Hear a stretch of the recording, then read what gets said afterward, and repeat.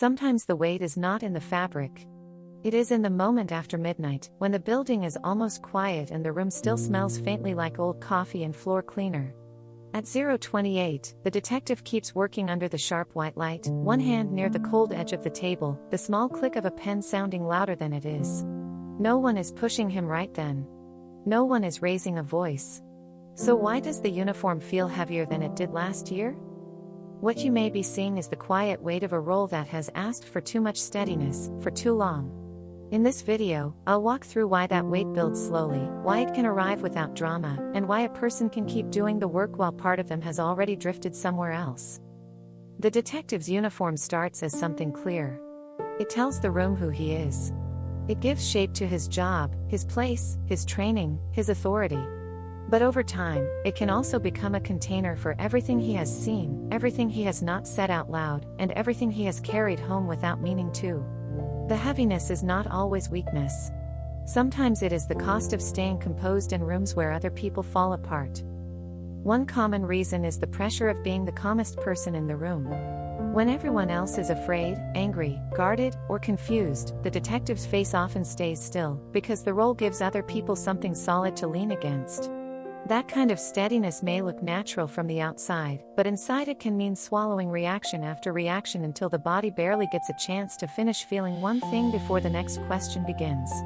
So he sits in the small room, the metal chair cold against his back, listening to another answer that almost sounds true, and he keeps his voice even though something inside him has tightened. It can begin quietly when truth stops arriving like a clean answer.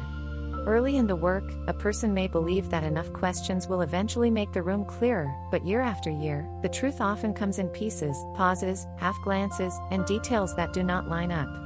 The detective learns to listen not only to words, but to what is missing, and that means his mind rarely gets to fully rest.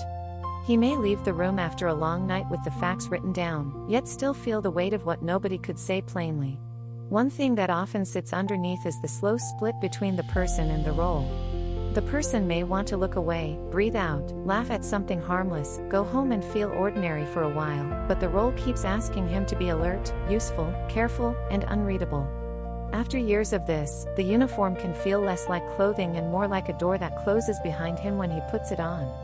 So even before the next interview starts, even before the next file opens, he can feel that small inward pull, like part of him is bracing for a truth that has not entered the room yet. This is why the heaviness can show up in small places. It may be the moment he reaches for the same jacket in the locker room and pauses for half a second. It may be the way he checks his reflection without really seeing his face. It may be how he hears a chair scrape across the floor and, without trying, already starts reading the room. Nothing dramatic happens. But his body seems to know the script before the night begins. And that can affect the way he moves through the rest of life. At home, he may still sound like he is listening, but his attention keeps drifting toward patterns, tone, timing, things that do not quite match.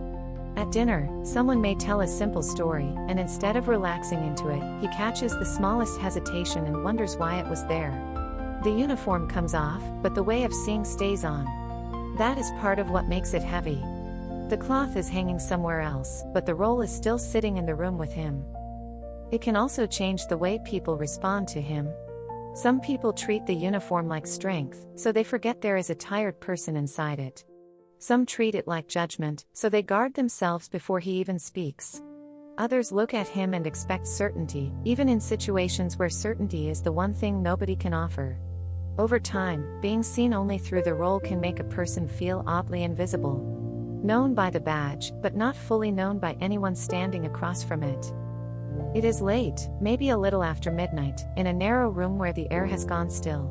The detective is across from a man who keeps rubbing one thumb against the side of his paper cup. The questions are not loud. The answers are not wild. But every answer seems to place one more small stone on the table.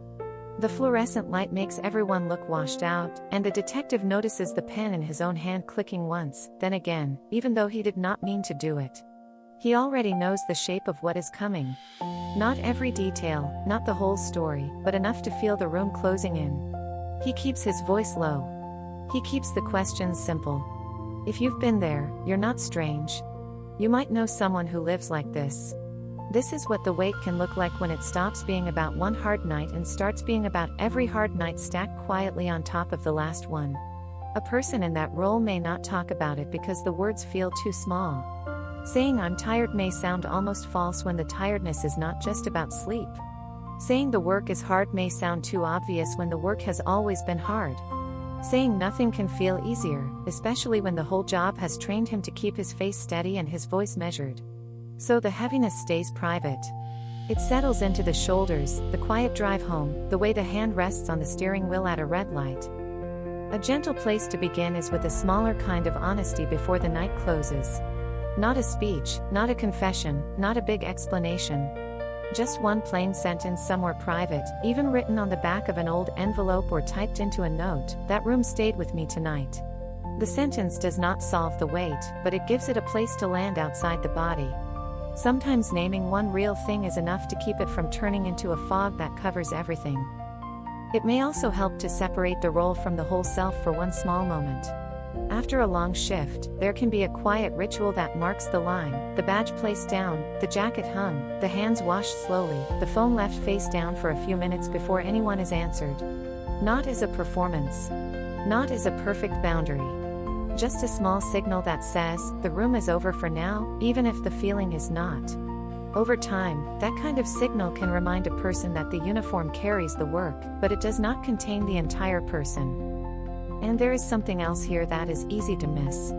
The heaviness may not come only from what the detective has seen. It may also come from how many times he has kept going while pretending the weight was normal. When something becomes familiar, people around it stop noticing. The bright light, the cold table, the uncomfortable chair, the quiet shrinking inside the chest, all of it can become part of the job's background noise. But familiar is not the same as light.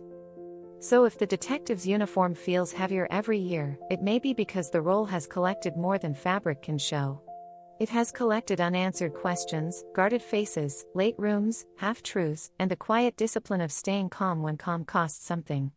This is for the ones who can still do the work, still ask the next question, still walk down the hallway like nothing has shifted, while carrying more than anyone in the room can see. Sometimes the heaviest uniform belongs to the person everyone believes is holding up fine.